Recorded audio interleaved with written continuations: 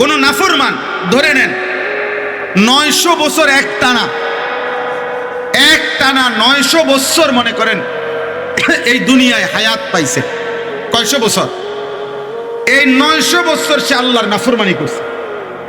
ধরে নেন 900 বছরে সে আল্লাহর নাফরমানি, চুরি, ডাকাতি, জিনা, ব্যভিচার, মদ, জুয়া, নারী, ছবি, নাটক, সিনেমা, অশ্লীলতা, বেহায়াপনা, বেপরদিগি, এরপরে হারাম, সুদ, ঘুষ, কিস্তি, ওজনে কম দেওয়া, মিথ্যা, যত রকমের বাটফারি সিটারি আছে, গুনাহ নাফরমানি আছে, সব করছে 900 বছর।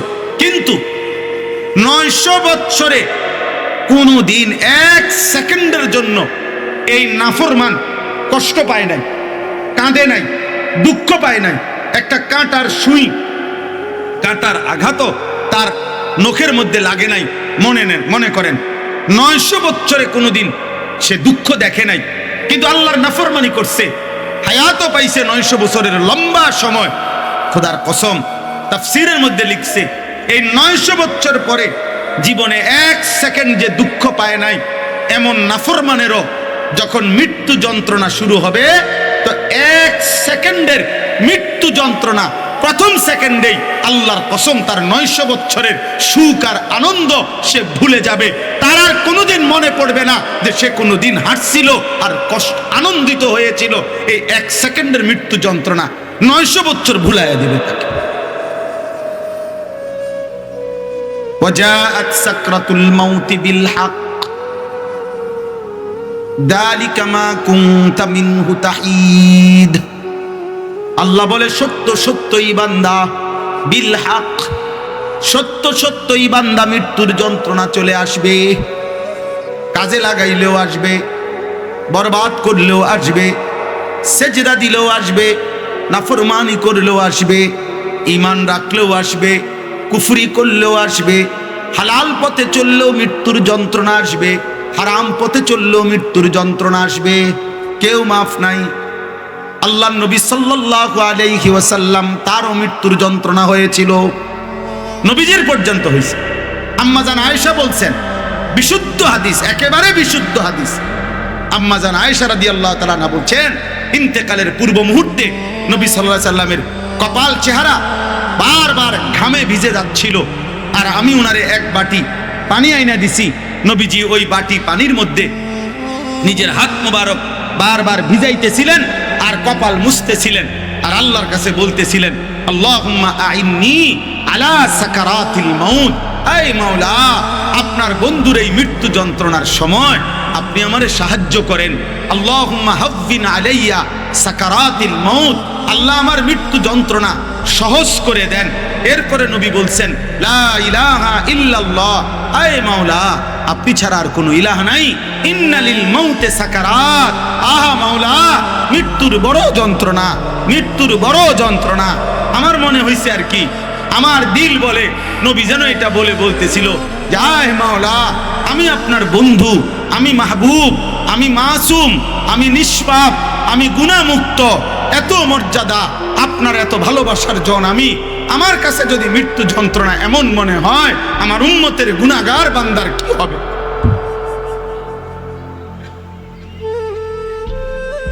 আমার নাফরমান উম্মতের কি হবে? সে কেমনে সইবে এই মৃত্যু? 30 বছরের সুদখোর পায় কেমনে সইবে মৃত্যু যন্ত্রণা? বছরের পর বছর যেই নাফরমান যুবক, এই নওজোয়ান, যে কোনোদিন ফজরের নামাজ পড়ো না, হায় নওজোয়ান, তুমি কেমনে রে সইবা বাপ?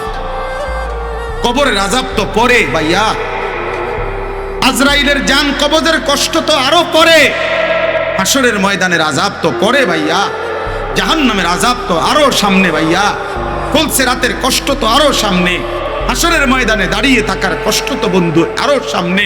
শুধু মৃত্যু যন্ত্রণা প্রথম সেকেন্ড, ওইটা সইবা কেমনে? ওইটা কেমনে সইবা? প্রতিদিন যারা হারাম রোজগার করে, মানুষকে ঠকায়, আর এই দুনিয়া নিয়ে যারা পদ পদবী নেতাগিরি মাতবুরি করে মানুষের উপরে জুলুম করে, অন্যের সম্পদ লুণ্ঠন করে, রাষ্ট্রের সম্পদ লুণ্ঠন করে, এই ডাকাত, এই চোরগুলা হাসরের ময়দানে কেমনে দাঁড়াবে? এগুলা দাঁড়াবে কিভাবে? এদের মৃত্যু যন্ত্রণার সময় কি হবে? কি হবে এদের হালাত বলেন? ভেবে দেখেন। একটা ছেলেই ভাবেন, একজন বাবাই ভাবেন, একজনই ভাবেন। রাসূলুল্লাহ সাল্লাল্লাহু আলাইহি সাল্লামের একজন সাহাবী আমর ইবনে আস ওনাকে জিজ্ঞেস করছিল মৃত্যুর পূর্বে, মৃত্যুর যন্ত্রণা আপনার এখন কেমন মনে হইতেছে? আমার কাছে আরবি কিতাব আছে।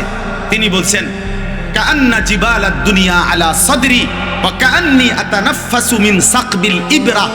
উনি বলছিলেন, আমার মনে হচ্ছে পৃথিবীর সবগুলো পাহাড় আমার বুকে চাপা দিয়া রাখছে, আর আমি যেন একটা সুইয়ের ছিদ্র দিয়া নিঃশ্বাস নিতেছি। এ যদি হয় একজন সাহাবীর হালাত, বলেন বাকিদের হালাত বলেন। অতএব আমার কথা শেষ। আল্লাহ তাআলা বলছে, বান্দা ওয়ালাকাদ খালাকনাল ইনসানা, এই পাঁচটা এক টানে বলি। এক, আমি তোমাকে সৃষ্টি করেছি, তুমি আমার থেকে আড়াল হইবা কেমনে? দুই, ওয়ানা'লামু মা তুওয়াসবিসু বিহি নাফসু, তোমার বাহ্যিক না বরং অন্তরের গভীরে যেই গুনাহ কল্পনা আমি সেটাও জানি। তিন, ওয়ানাহনু আকরাবু ইলাইহি মিন হাবলিল ওয়ারিদ, আল্লাহ বলে তোমার এই পশম, পশমের পরে চামড়া, চামড়ার পরে গোশত, গোশতের পরে রক্ত, এই রক্ত চলার কতগুলো শিরা আছে, শিরা স্যালাইনের নলের মতো সারা দেহে। আল্লাহ বলেন রক্তবাহী ওই শিরা উপশিরাগুলোর চাইতো বেশি কাছে আমি আল্লাহ, আমি আল্লাহ। এই তিনটা। চার, ইজিয়াতালাক্কাল মুতালাক্কিয়ানে আনিল ইয়ামিনে ওয়া আনিশ শিমালি কাঈদ, 24 ঘন্টা তোমার ডানে এবং বামে আমার দুইজন ফেরেশতা আছে। আছে? কথা বলে না? এই চার। পাঁচ, মা ইয়ালফিজু মিন কাউলিন ইল্লা লাদাইহি রাকিবুন আতীদ, তোমার এই জবান দিয়ে 24 ঘন্টা যে শব্দ উচ্চারিত হয়, ভালো কিংবা মন্দ, উপকারী কিংবা অপকারী, হালাল কিংবা হারাম, গুনাহ কিংবা নেকি, জিকির কিংবা গালি, আল্লাহ বলে ওইটাও আলাদা আরেকজন তৎপর চৌকান্না ফেরেশতা তোমার শুধু কথাগুলো, উচ্চারণগুলো আলাদা লিখতেছে আরেকটা ফাইলের মধ্যে। এই পাঁচটা। আমি তোমাকে সৃষ্টি করেছি, আমি তোমার কলজার ভিতরের খবরটাও জানি, আমি তোমার একবারে রক্তবাহী শিরা উপশিরার চাইতেও বেশি কাছে আছি। আমার দুইজন ফেরেশতা তোমার ডানে বামে আছে, আমার একজন ফেরেশতা তোমার জবানের উচ্চারণগুলো লিখতেছে।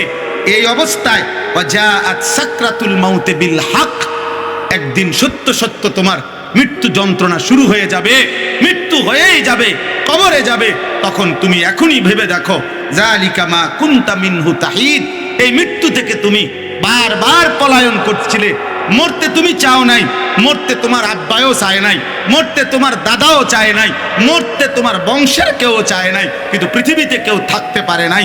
আমারও দাদা ছিল, এই দেশের মানুষ, আমি আপনাদের ছেলে, আমার দাদাও তো কবরে, আমার বাপও তো ছিল, আমার বাপ কবরে, আমার জ্যাঠা ছিল, আমার জ্যাঠা কবরে, আমার চাচা ছিল, আমার চাচা কবরে, আমার নানা ছিল, আমার নানা কবরে, আমার নানি ছিল, আমার নানি কবরে। আমার বংশের কত মানুষ আজকে দোস্ত কবরে চলে গেছে, আমিও চলে যাব, তুমিও চলে যাবা। তো সেই সময়ের জন্য আজকে এখন থেকে নিয়মিত হারামের পথ ছেড়ে হালালের পথ চলে আল্লাহর নাফরমানি ত্যাগ করে ঈমান, ইসলাম, দ্বীন, শরীয়ত মেনে চলার পুরি চেষ্টা করবেন।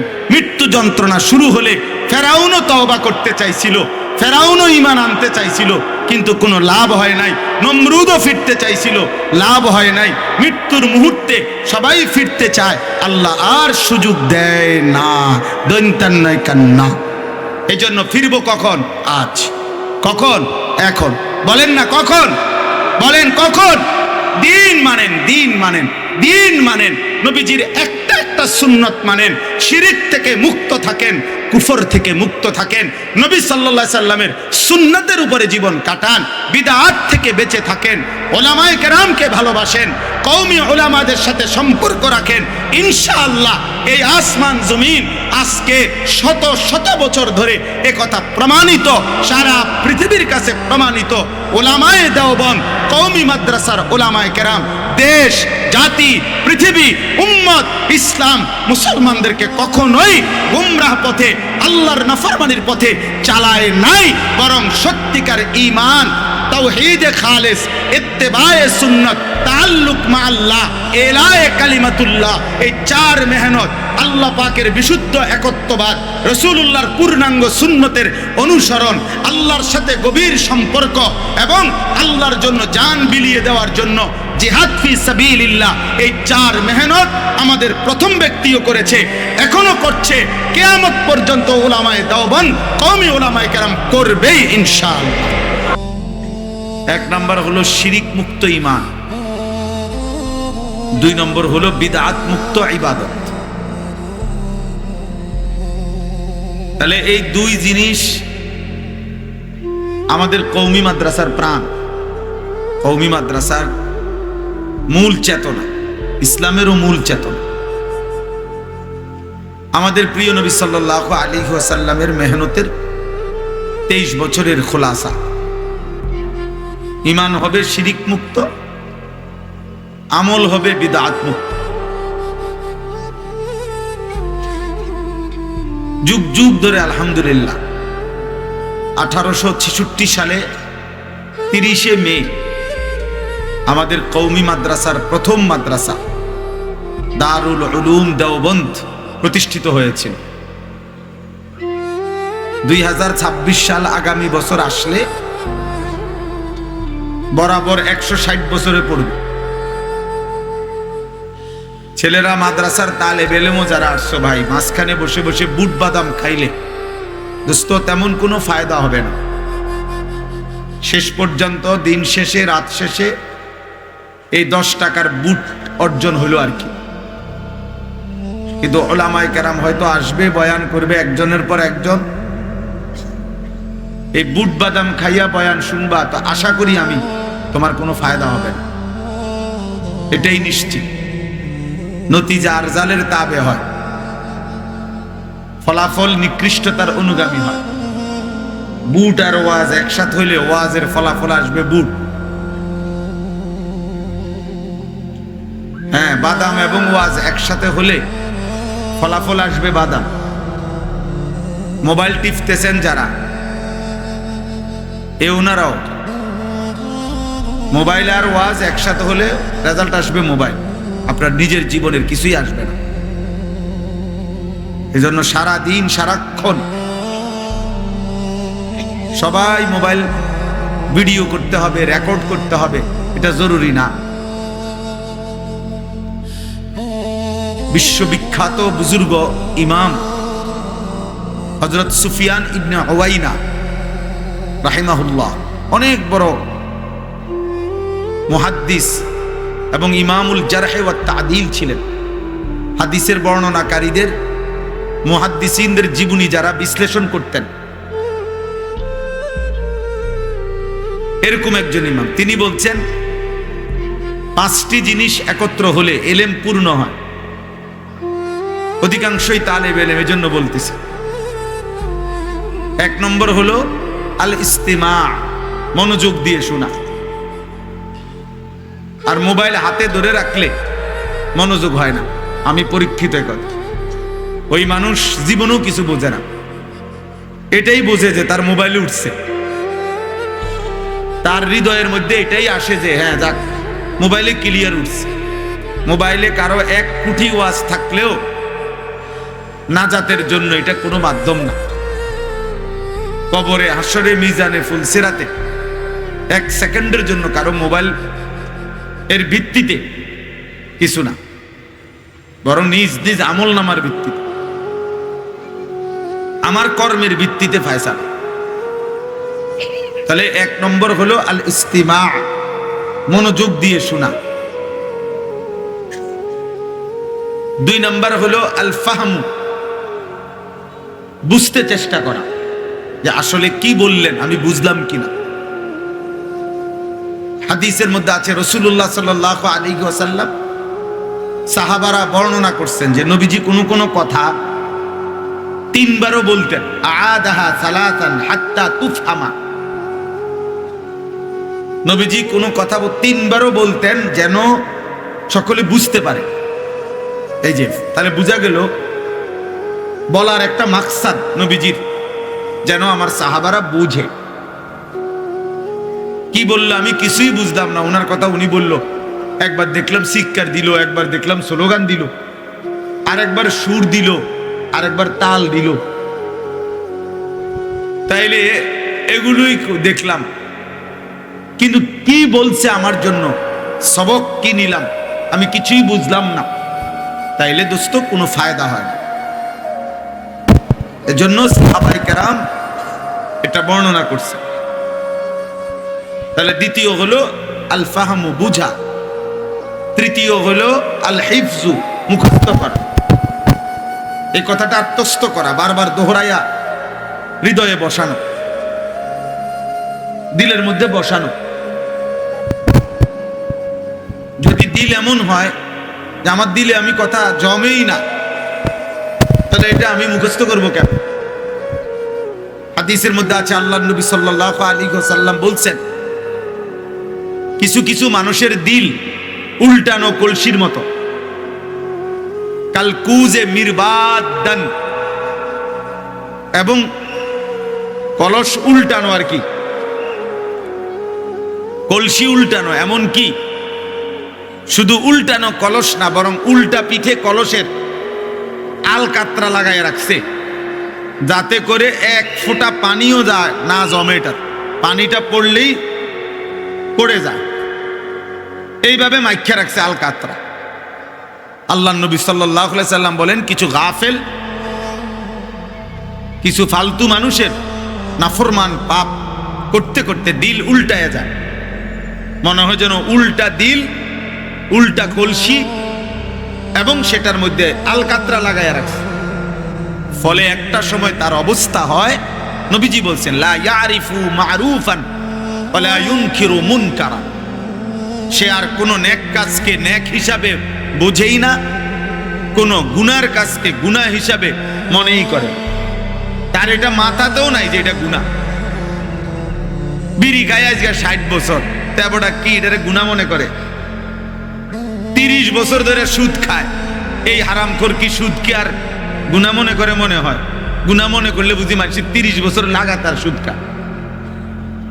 প্রত্যেক দিন নিয়ম মাফিক, রুটিন মাফিক টেলিভিশন দেখে, নাটক, সিনেমা, নর্তকী, মহিলার নাচ গান দেখে, অথচ বুড়া মানুষ। তাহলে বোঝা গেল এই সাসার কলজার ভিতর থেকে এটা মুছে গেছে যে এটা গুনাহ। এই কথাটাই ওনার আর মাথায় নাই। প্রত্যেক কথায় গালি দেয়, বুঝাই গেল গালি দেওয়া যে একটা গুনাহ, এই কথাটাই উনি ভুলে গেছে। 365 দিন, বছরের পর বছর কোনদিন ফজরের নামাজ পড়ে না। এই অপদার্থ এ ভুলেই গেছে যে ফজরের নামাজ কোন মুসলমানের উপরে ফরজ। এ জানেই না, এ জানেই না। এবং ফজরের নামাজ না পড়লে যে গুনাহ হয়, রাসূলুল্লাহ সাল্লাল্লাহু আলাইহি ওয়াসাল্লাম বলছে সে মুনাফিক। সাহাবায়ে কেরাম বলছেন, নবীজির যুগে আমরা ফজরের নামাজের অনুপস্থিতি দেখে মুনাফিক চিনতাম, মুনাফিক বুঝতাম। নবীর জামানায়, সাহাবাদের জামানায় কে মুমিন আর কে মুনাফিক এটা শুক্রবারের জুমার নামাজ দিয়েছে কয় না, ফজরের নামাজ দিয়ে। ফজরের নামাজ একেবারে স্পষ্ট আছে হাদিস। নবী সাল্লাল্লাহু আলাইহি সাল্লাম কারো ঈমানের ব্যাপারে সন্দেহ পোষণ করলে, যে লোকটা তো মুখে কালেমা পড়লো কিন্তু আসলে মুমিন হলো কিনা, তো নবীজি তাকে ফজরের নামাজে তালাশ করতেন। 2 দিন 4 দিন ফজরের নামাজে না দেখলে নিয়মিত, তো বলতেন, হ্যাঁ আমি তাকে এটাই ধারণা করছিলাম যে প্রকৃত অর্থে মুমিন হয় নাই। এজন্য আব্দুল্লাহ ইবনে মাসউদ রাদিয়াল্লাহু তাআলা আনহু বলেন, নবীজির জামানায় একেবারে প্রসিদ্ধ, চিহ্নিত, সিলমারা মুনাফিক যারা, মানুষ সবাই জানতো এরা মুনাফিক, যেমন আব্দুল্লাহ ইবনে উবাই সে চিহ্নিত মুনাফিক ছিল মদিনায়। কিন্তু আব্দুল্লাহ ইবনে মাসউদ বলেন এরকম চিহ্নিত মুনাফিকরাও ফজরের নামাজের জামাতে উপস্থিত থাকতো, যাতে করে মানুষ মুখের উপরে মুনাফিক না বলে।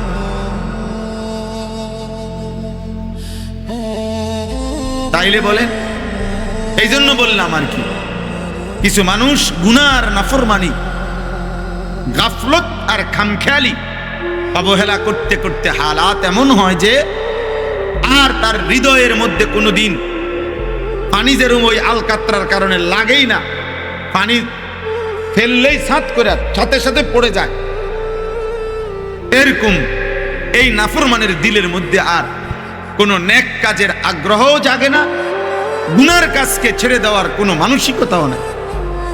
গালি দেয়, এন্দিয়া মালও বেছে, এন্দিয়া বিড়িও আবার খাইতে আছে, আবার আপনার টেলিভিশনও চলতে আছে, চাও বানাইতে আছে, বাপরে সব হবে না। উনি মনে করছে উনি কত বড় চালাক, এদিকে বিড়ি খার, ওদিকে কথায় কথায় এতে গালি লেতে আছে, ওইদিকে টেলিভিশন চলতেছে, হ্যাঁ, ওইদিকে ওজনে কম দিতেছে, 2 নম্বরই মাল বেচতেছে, এভাবেই প্রতিদিন ঘাম বাইয়া বাইয়া পড়তেছে, এভাবেই আজকে 10 বছর। তাইলে কি বুঝা গেল? এই লোক আর নেককে নেকই মনে করে না, গুনাহকে আর গুনাই মনে করে। দিল উল্টে গেছে। এজন্য আমাদের নবী সাল্লাল্লাহু আলাইহি ওয়াসাল্লাম নিয়মিত 5 ওয়াক্ত নামাজের পরে দোয়া করতেন, ইয়া মুকাল্লিবাল কুলুব সাব্বিত কলবি আলা দীনিকা। হে অন্তর সমূহের উলটপালটকারী, পরিবর্তনকারী সত্তা আল্লাহ, আপনি আমার অন্তর আপনার দ্বীনের উপরে মজবুত রাখুন, দিল যেন আমার উল্টে না যায়, দিল যেন আমার উল্টে না যায়। ওয়ালামু আন্নাল্লাহা ইয়াহুলু বাইনাল মারই ওয়া কলবি। কোরআনে আল্লাহ বলছেন, বান্দা মনে রেখো মুমিন, নিশ্চয়ই আল্লাহ তাআলা কোন মানুষ আর তার অন্তরের মাঝখানে দেওয়াল দিয়ে দেয়, বাধা দিয়ে দেন, বাধা দিয়ে দেন।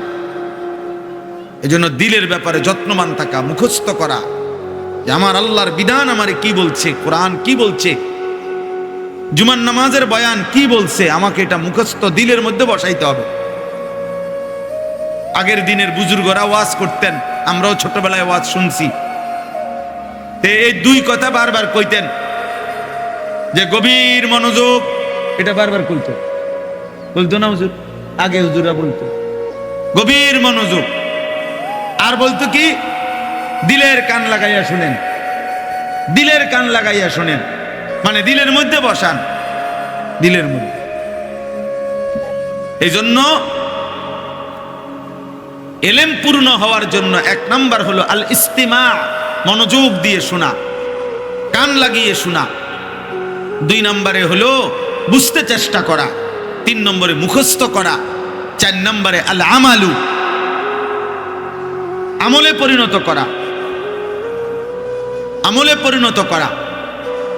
এলেম তখনই এলেম হয়, মুফতি শফি রহমতুল্লাহ আলাইহি বলছেন, যখন এলেম আমলে পরিণত হয়। কারো এলেম যদি আমলে পরিণত না হয়, আমলে পরিণত করার ফিকির না হয়, আমলে পরিণত করার যদি চেষ্টা না হয়, আমলে পরিণত করার জন্য যদি কোনো প্রস্তুতি না থাকে, তাহলে ওইটা এলেম না, ওইটা মালুমাত, ওইটা হলো অর্জিত জ্ঞান। সে কিছু জিনিস জানে, কিন্তু এটা এলেম হয় না, এটা এলেম হয় না। যেমন মনে করেন, উদাহরণ দিলে বুঝবেন, একটা সহজ হিসাব। মনে করেন গত 10 বছরে যেই মুসলমান কোনোদিন 5 ওয়াক্ত নামাজ পড়ে নাই, 10 বছর যাবত, আপনি তাকেও যদি জিজ্ঞাসা করেন যে ভাই তুমি কওসাই নামাজ কয় ওয়াক্ত, তা আপনারা বলেন, সে কি বলবে? 12 ওয়াক্ত। কথা বলেন না, সে কি বলবে? ওই লোকটা বেনামাজি, এই লোকটা কি বলবে? হ্যাঁ, তাহলে নামাজ যে 5 ওয়াক্ত, এটা যে 10 বছরের বেনামাজি তেও জান, এটা এলেম না, এটা মালুমাত। এ কথাটার জ্ঞান তার আছে যে নামাজ 5 ওয়াক্ত, কিন্তু এলেম নাই। এলেম তখনই এলেম যখন তা আমলে পরিণত হয়। এজন্য ওই তালেবে এলেম যখন তার এলেমের তলব আমলে পরিণত হচ্ছে। এজন্য মুফতি শফি রহমাতুল্লাহ আলাইহি বলছেন, মূলত শব্দটা ছিল তালিবুল ইলমি ওয়াল আমাল, এলেম এবং আমলের তালে, কিন্তু শব্দটি বড় হয়ে যাওয়াতে সংক্ষেপ করার জন্য বলে তালেবে এলেম, কিন্তু প্রত্যেকবারই তালেবে এলেম বললে ওয়াল আমাল এটার মধ্যে আছে। যেমন ওয়াল আকিবাতু শব্দ যদিও ওয়াল আকিবাতু, কিন্তু খাইরুল আকিবা আমরা আজীবন মাদ্রাসায় পড়ছি এটা উস্তাদদের কাছে, যে এখানে হুসনুল আকিবা, খাইরুল আকিবা, খায়ের এই শব্দটা উজ্জ্ব আছে। এজন্য তালেবে ইলমের সাথে ওয়াল আমাল উজ্জ্ব আছে। আর প্রত্যেক আলেমও মূলত তালেবে ইলম, পৃথিবীর সবচেয়ে বড় আলেম উনিও মূলত তালেবে ইলম। কারণ ইলমের এমন কোনো স্তর নাই এতটুকু অর্জন করার পরে, এতটুকু এত বছর পরে আর ইলমের কোনো কিছু বাকি নাই, সব অর্জন হয়ে গেছে কমপ্লিট, এমন ইলমের কোনো এমন স্তর নাই যে 16 বছর পড়লে আর পড়া শেষ আর নাই, 22 বছর পড়লে আর পড়ার কিছু নাই, এমন সিস্টেমে নাই। ইলম একেবারে গায়রে মাহদুদ, সীমাহীন এক নিয়ামতের নাম হচ্ছে ইলম। এজন্য তাবে তাবি, সাহাবা, উম্মতের ফুকাহা, মুজতাহিদিন, মুআল্লিম, উলামা, মুহাদ্দিসিন, ওনাদের অসংখ্য জীবনী আছে যারা শেষ নিঃশ্বাস পর্যন্ত ইলম তলব করছে। বিখ্যাত কিতাব সাফাহাতুম মিন সাবরিল উলামা, শেখ আব্দুল ফাত্তাহ আবু গুদ্দা রাহমাতুল্লাহ আলাইহির কিতাব, সারা পৃথিবী বিখ্যাত কিতাব। এই কিতাবের মধ্যে এরকম শত শত ঘটনা আছে। ইসলামের ইতিহাসের এই 1450 বছরে ইলমের জন্য মনীষীগণ পৃথিবীতে কি পরিমাণ কষ্ট করছেন এবং মৃত্যু পর্যন্ত ওনারা ইলম শিখছেন। এজন্য ইলমের মধ্যে কোনো কানাত নাই, ইলমের মধ্যে কোনো তুষ্টি নাই, আত্মতৃপ্তি নাই যে মাশাআল্লাহ যা শিখছি বহুত, এর দূর ফারুণ্য তো নাই। নাই, আপনি বহুত শিক্ষা লাইছেন, আপনি গোড়ার ঘাস শিখছেন, আপনি গোড়ার ডিম শিখছেন, গোড়ার ডিমও নাই। যদি কেউ বলে গোড়ার ডিম শিখছেন, না, বলে গোড়ার ডিমও নাই, গোড়ার বাচ্চা হয়, গোড়ার ডিম হয় না। এইটাও ভুল কথা যে গোড়ার ডিম না, গোড়ার ডিম নাই, গোড়ার বাচ্চা। যেমন গাভীর কোনো ডিম হয় না, গাভীর বাচ্চা হয়। ছাগলের কোনো ডিম হয় না, ছাগলের কি হয়? বাচ্চা হয়। এই জন্য ইলমের কোনো কানাত নাই। নবী সাল্লাল্লাহু আলাইহি ওয়াসাল্লাম বলছেন, মানহুমান লা ইয়াশবাআন, মানহুমুন ফিল ইলম, মানহুমুন ফিদ দুনিয়া। নবী বলছে দুই জিনিসের আসক্ত কোনদিন তৃপ্ত হয় না। এক, ইলমের আসক্ত, দুই, দুনিয়ার আসক্ত।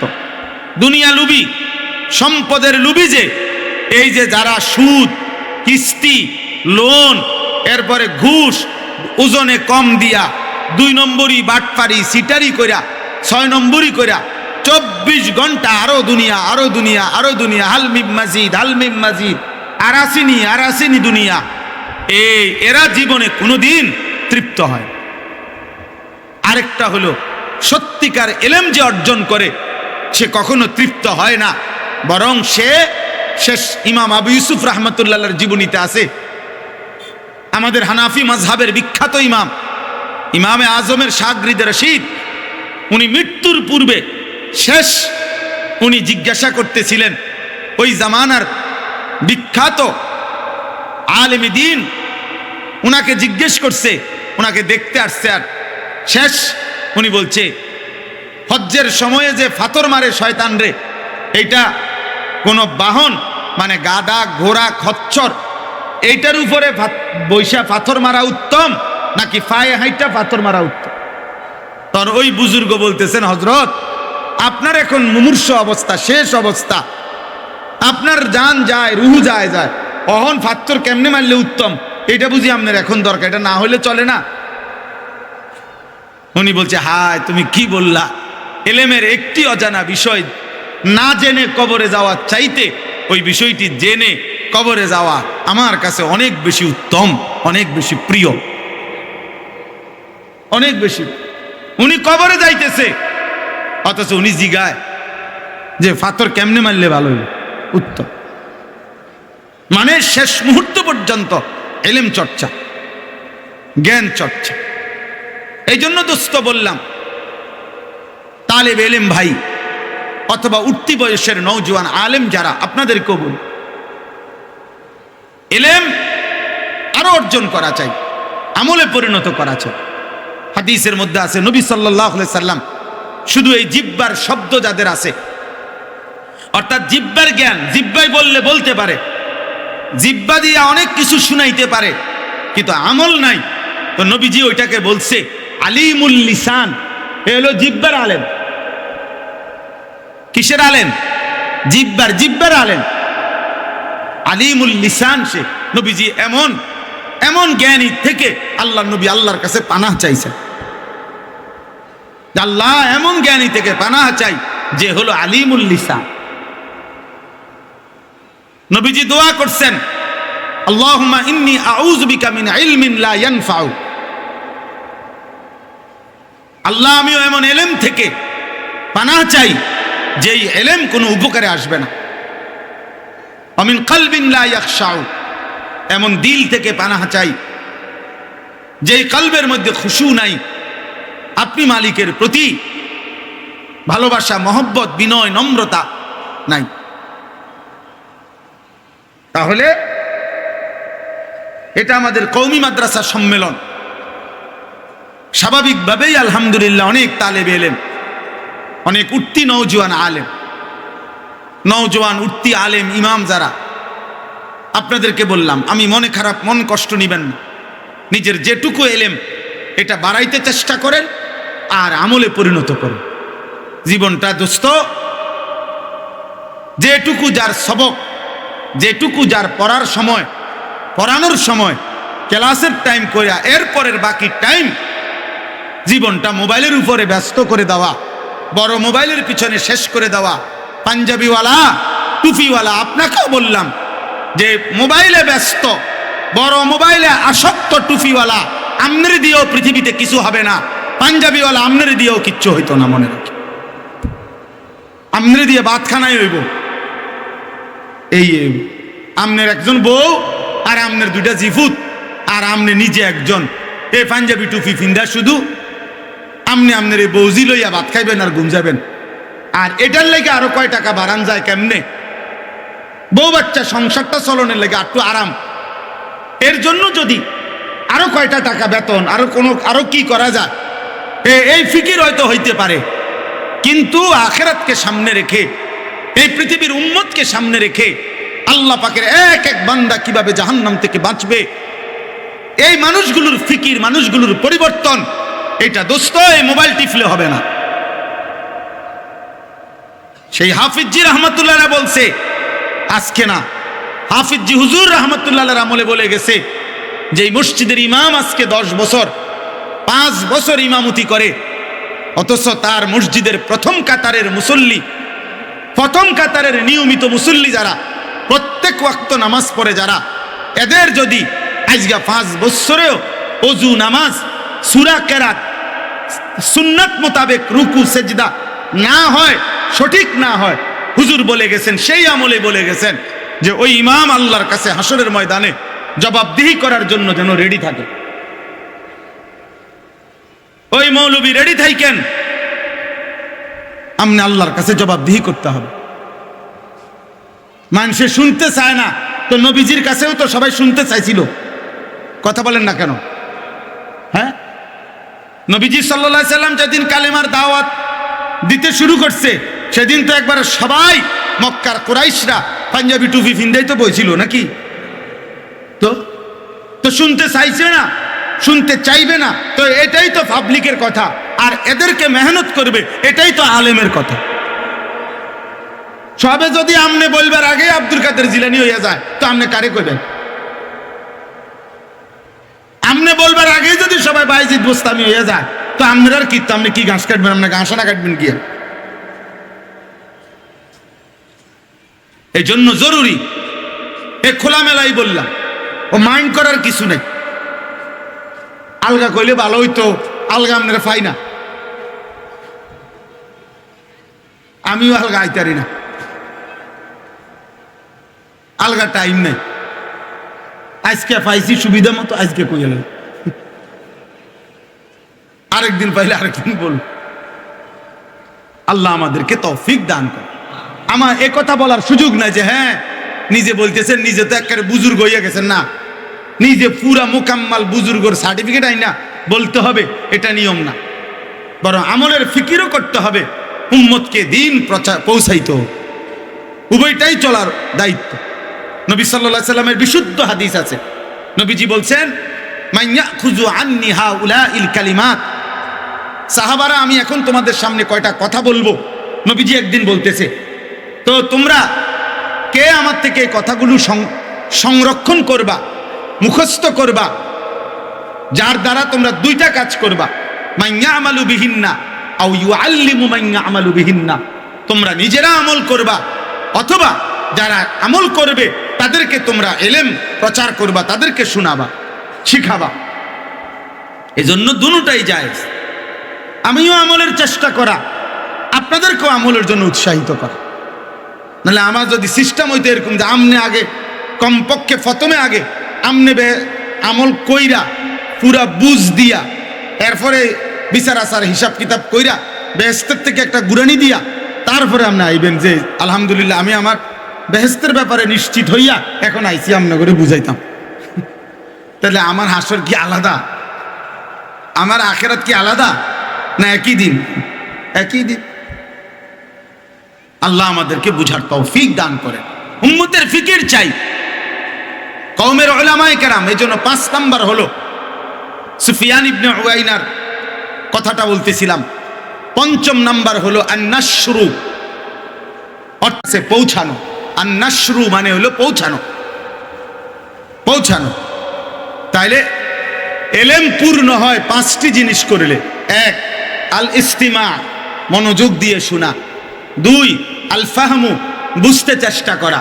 3 আল হিফজু, মুখস্থ করা। 4 আল আমালু, আমলে পরিণত করা। 5 আন নাশরু, অন্যের কাছে পৌঁছানো। এজন্য নবী সাল্লাল্লাহু আলাইহি সাল্লামের বিখ্যাত হাদিস আছে, আল্লাহ নবী সাল্লাল্লাহু আলাইহি সাল্লাম বলছেন, আমার উম্মতের ওই মানুষগুলোর চেহারা হাসরের দিন আল্লাহ তাআলা নূরে নূরে আলোয় আলোকিত করে দিবেন ওই চেহারাগুলো, যেই চেহারার মানুষগুলো আমার হাদিস, আমার কথা, আমার দিন প্রথমত নিজে শুনছে, এরপরে নিজে মুখস্থ সংরক্ষণ করছে, এরপরে ওয়া আদ্দাহু ইলা মান লাম ইয়াসমাহু, যারা শুনে নাই তাদের কাছে পৌঁছায় দিছে। এই 3টা কাজ যারা করছে, মান সামিআ মিন্নি ফাওয়াহু সুম্মা আদ্দাহু ইলা মান লাম ইয়াসমাহু আও কামা ক্বালা আলাইহিস সালাতু ওয়াসসালাম। প্রথমত নিজে মুখস্থ করছে, আমার থেকে শুনে নিছে, এরপরে নিজে মুখস্থ করছে মানে আমলে পরিণত করছে, এবং অন্যের কাছে এরপরে পৌঁছাইছে। আল্লাহ নবী সাল্লাল্লাহু আলাইহি সাল্লাম বলছেন, আল্লাহ তাআলা কিয়ামতের দিন নাদ্দারাল্লাহু ইমরাআন, আল্লাহ ওই মানুষগুলোর চেহারা আলোকিত করে দিল, আলোকিত করে দিল, নূরানি করে দিল। সুবহানাল্লাহ।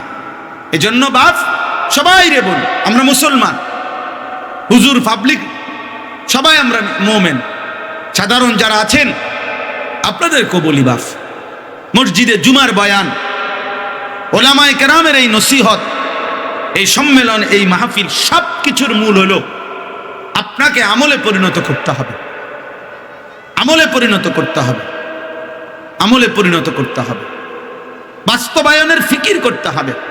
নাই তো এই শুনবার দ্বারা তেমন উল্লেখযোগ্য কোনো ফায়দা আসবে না। আল্লাহ আমাদেরকে তৌফিক দান করেন। প্রিয় ভাই, আমি আপনাদের কাছে কোরআনুল কারীমের 4টা আয়াত, একদম অল্প কথায় সামান্য একটু কথা আর বলতে চাই। 4টি আয়াত কোরআনুল কারীমের পড়ছি, কোরআনুল করিমের ২৬ নম্বর পারা, কোরআনুল করিমের ৫০ নম্বর সূরা, সূরা কাফ। এই সূরার ১৬, ১৭, ১৮, ১৯ এই ৪টি আয়াত। এই ৪টি আয়াতের মধ্যে প্রথম ৩ আয়াতে আল্লাহ তাআলা আমাদেরকে বলছেন, বান্দা তুমি, মনে করেন আমাকে বলছে, আনিস তুমি আমার ৫টি বিষয়ের তত্ত্বাবধানে ২৪ ঘন্টা এই ৫টি জিনিস তোমার সাথে আছে, তোমার মধ্যে, তোমাকে ঘিরে, তোমার আশেপাশে, তোমাকে কেন্দ্র করে, এই কথা তুমি মনে রাখবা। আল্লাহ বলেন, আর এই ৫টি জিনিসের তত্ত্বাবধানে, এই ৫টা জিনিসকে কেন্দ্র করে তুমি চলতেছ, হাঁটতেছ, খাইতেছ, ঘুমাইতেছ, রাত্র দিন, সকাল দুপুর, একাকী প্রকাশ্য, ঘর সংসার, বাজার ব্যবসা, রাত দিন, আয় উপার্জন, সব কিছুর মধ্যে এই ৫টি জিনিস কার্যকর। তা আল্লাহ বলেন, এই ৫টি জিনিস কার্যকর থাকা অবস্থায় তুমি কাজ করো আর অবহেলা করো, আনুগত্য করো আর অবাধ্যতা করো, আমারে ডাকো কিংবা নাফরমানি করো, হালাল করো আর হারাম করো, কাজে লাগাও আর বরবাদ করো। আল্লাহ বলেন, এই অবস্থাতেই একদিন তোমার মৃত্যুর সময় চলে আসবে। আর মৃত্যুর সময় চলে আসলেই মৃত্যুর শুরুতে মালাকুল মউত জান কবজ করবার আগেই তোমার একটা মৃত্যুর যন্ত্রণা শুরু হবে, সাকরাতুল মউত। এই সাকরাতুল মউত, যেটাকে মৃত্যু যন্ত্রণা বলে, এই মৃত্যু যন্ত্রণা যখন শুরু হবে, তো পিছনের হায়াত যে ঈমান আমলের মাধ্যমে কাটাইছে, খোদার কসম তাকেও মৃত্যু যন্ত্রণা হবে, নাফরমানিতে যে কাটাইছে তারও মৃত্যু যন্ত্রণা হবে।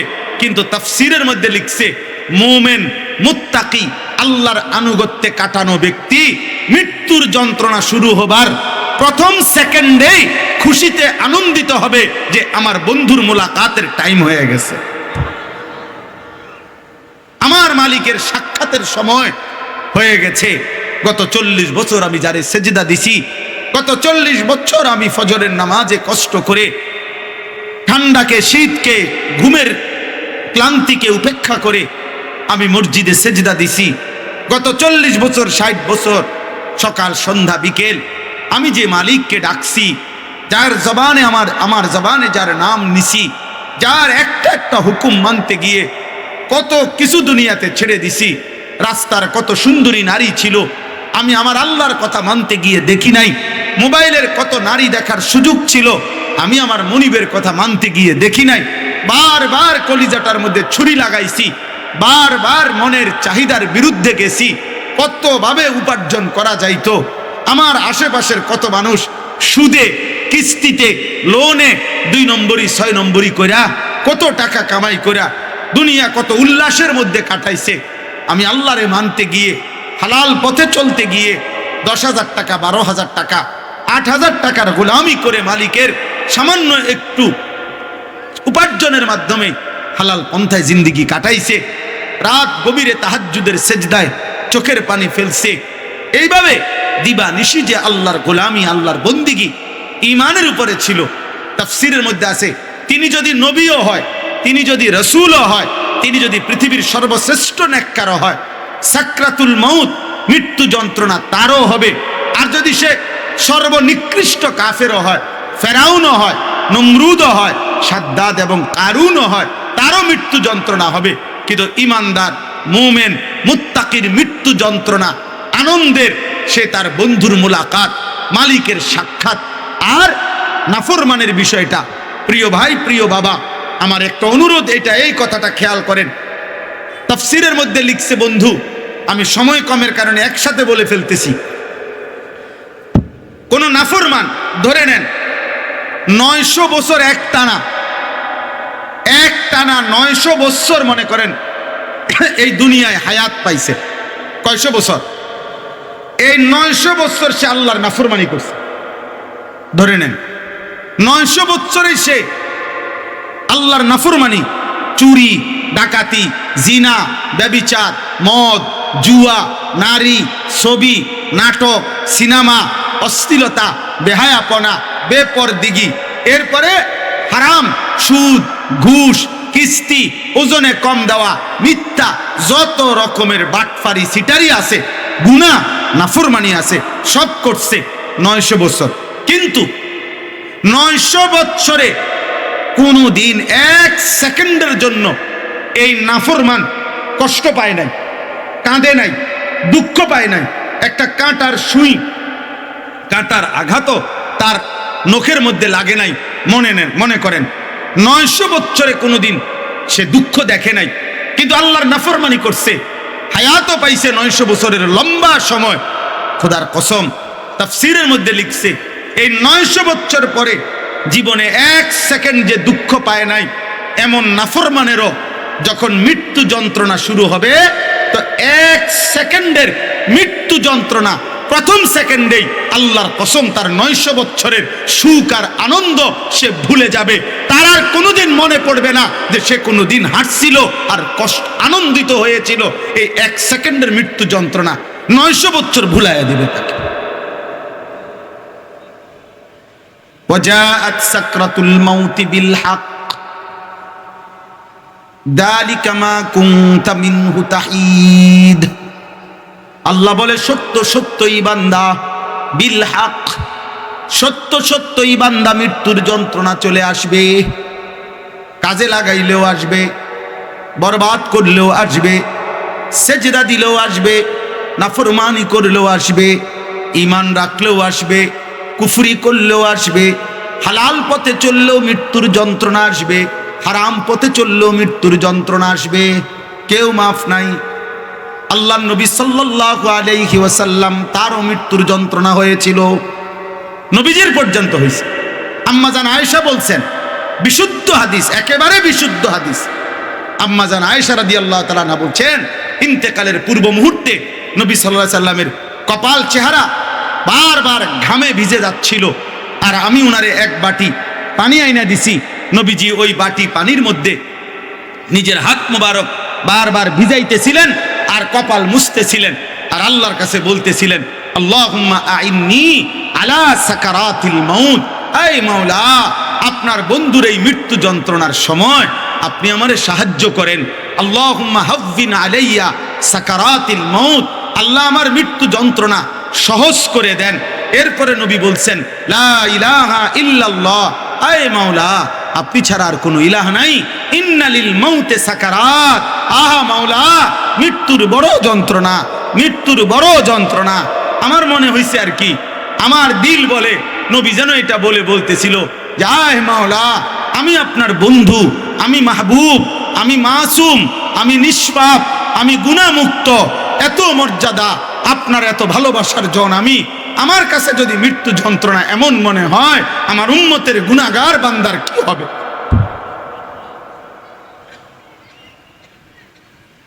আমার নাফরমান উম্মতের কি হবে? সে কেমনে সইবে এই মৃত্যু যন্ত্রণা?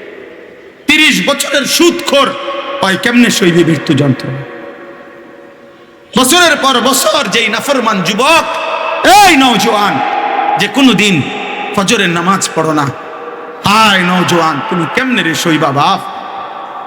কবরের আযাব তো পরে ভাইয়া, আজরাইলের জান কবজের কষ্ট তো আরো পরে, হাসরের ময়দানের আযাব তো পরে ভাইয়া, জাহান্নামের আযাব তো আরো সামনে ভাইয়া, ফলসে রাতের কষ্ট তো আরো সামনে, হাসরের ময়দানে দাঁড়িয়ে থাকার কষ্ট তো বন্ধু আরো সামনে। শুধু মৃত্যু যন্ত্রণা প্রথম সেকেন্ড, ওইটা সইবা কেমনে? ওইটা কেমনে সইবা? প্রতিদিন যারা হারাম রোজগার করে, মানুষকে ঠকায়, আর এই দুনিয়া নিয়ে যারা পদ পদবী, নেতাগিরি, মাতবুরি করে মানুষের উপরে জুলুম করে, অন্যের সম্পদ লুণ্ঠন করে, রাষ্ট্রের সম্পদ লুণ্ঠন করে, এই ডাকাত, এই চোরগুলা হাসরের ময়দানে কেমনে দাঁড়াবে? এগুলা দাঁড়াবে কিভাবে? এদের মৃত্যু যন্ত্রণার সময় কি হবে? এদের কি হবে? এদের হালাত বলেন, ভেবে দেখেন। একটা ছেলেই ভাবেন, একজন বাবাই ভাবেন, একজনই ভাবেন। রাসূলুল্লাহ সাল্লাল্লাহু আলাইহি সাল্লামের একজন সাহাবী আমর ইবনে আস, ওনাকে জিজ্ঞেস করছিল মৃত্যুর পূর্বে, মৃত্যুর যন্ত্রণা আপনার এখন কেমন মনে হইতেছে? আমার কাছে আরবি কিতাব আছে, তিনি বলছেন কাআন্না জিবালাদ দুনিয়া আলা সাদরি ওয়া কাআন্নী আতানাফাসু মিন সাকবিল ইবরা। উনি বলছিলেন আমার মনে হচ্ছে পৃথিবীর সবগুলো পাহাড় আমার বুকে চাপা দিয়া রাখছে, আর আমি যেন একটা সুঁইয়ের ছিদ্র দিয়া নিঃশ্বাস নিতেছি। এ যদি হয় একজন সাহাবীর হালাত, বলেন বাকিদের হালাত বলেন। অতএব আমার কথা শেষ। আল্লাহ তাআলা বলছে বান্দা ওয়ালাকাদ খালাকনাল ইনসানা, এই পাঁচটা এক টানে বলি। এক, আমি তোমাকে সৃষ্টি করেছি, তুমি আমার থেকে আড়াল হইবা কেমনে?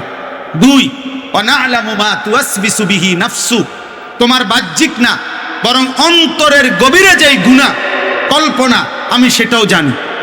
তিন, ওয়া নাহনু আকরাবু ইলাইহি মিন হাবলিল ওয়ারিদ, আল্লাহ বলে তোমার এই পশম, পশমের পরে চামড়া, চামড়ার পরে গোশত, গোশতের পরে রক্ত, এর রক্ত চলার কতগুলো শিরা আছে, শিরা স্যালাইনের নলের মতো সারা দেহে। আল্লাহ বলেন রক্তবাহী ওই শিরা উপশিরাগুলোর চাইতো বেশি কাছে আমি আল্লাহ, আমি আল্লাহ। এই তিনটা। চার, ইজিয়াতালাক্কাল মুতালাক্কিয়ানে আনিল ইয়ামিন ওয়া আনিশ শিমালি কাঈদ, 24 ঘন্টা তোমার ডানে এবং বামে আমার দুইজন ফেরেশতা আছে। আছে? কথা বলে না? এই চার।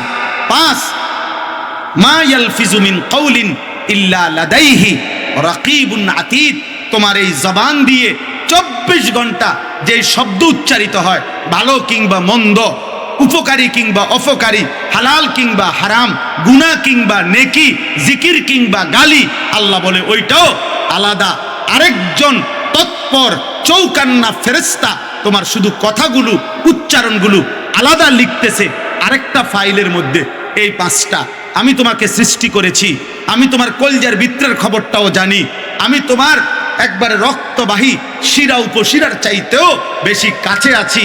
আমার দুইজন ফেরেশতা তোমার ডানে বামে আছে, আমার একজন ফেরেশতা তোমার জবানের উচ্চারণগুলো লিখতেছে।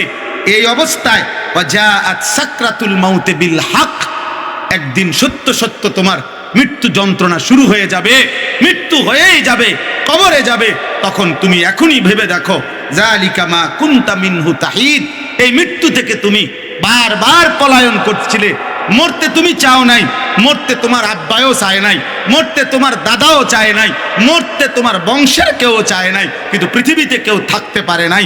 আমারও দাদা ছিল, এই দেশের মানুষ, আমি আপনাদের ছেলে, আমার দাদাও তো কবরে, আমার বাপও তো ছিল, আমার বাপ কবরে, আমার জ্যাঠা ছিল, আমার জ্যাঠা কবরে, আমার চাচা ছিল, আমার চাচা কবরে, আমার নানা ছিল, আমার নানা কবরে, আমার নানি ছিল, আমার নানি কবরে। আমার বংশের কত মানুষ আজকে দোস্ত কবরে চলে গেছে, আমিও চলে যাব, তুমিও চলে যাবা। তো সেই সময়ের জন্য আজকে এখন থেকে নিয়মিত হারামের পথ ছেড়ে হালালের পথ চলে আল্লাহর নাফরমানি ত্যাগ করে ঈমান, ইসলাম, দ্বীন, শরীয়ত মেনে চলার পুরি চেষ্টা করবেন। মৃত্যু যন্ত্রণা শুরু হলে ফেরাউনও তওবা করতে চাইছিল, ফেরাউনও ঈমান আনতে চাইছিল, কিন্তু কোনো লাভ হয় নাই। নমরুদও ফিরতে চাইছিল, লাভ হয় নাই। মৃত্যুর মুহূর্তে সবাই ফিরতে চায়, আল্লাহ আর সুযোগ দেয় না। দৈন্তান নয় কান্না। এই জন্য ফিরবো কখন? আজ। কখন? এখন। বলেন না কখন? বলেন কখন? দিন মানেন, দিন মানেন, দিন মানেন, নবীজির একটা একটা সুন্নত মানেন, শিরিক থেকে মুক্ত থাকেন, কুফর থেকে মুক্ত থাকেন, নবী সাল্লাল্লাহু আলাইহি সাল্লামের সুন্নতের উপরে জীবন কাটান, বিদআত থেকে বেঁচে থাকেন, উলামায়ে কেরামকে ভালোবাসেন, কওমি উলামাদের সাথে সম্পর্ক রাখেন। ইনশাআল্লাহ এই আসমান জমিন আজকে শত শত বছর ধরে একথা প্রমাণিত, সারা পৃথিবীর কাছে প্রমাণিত।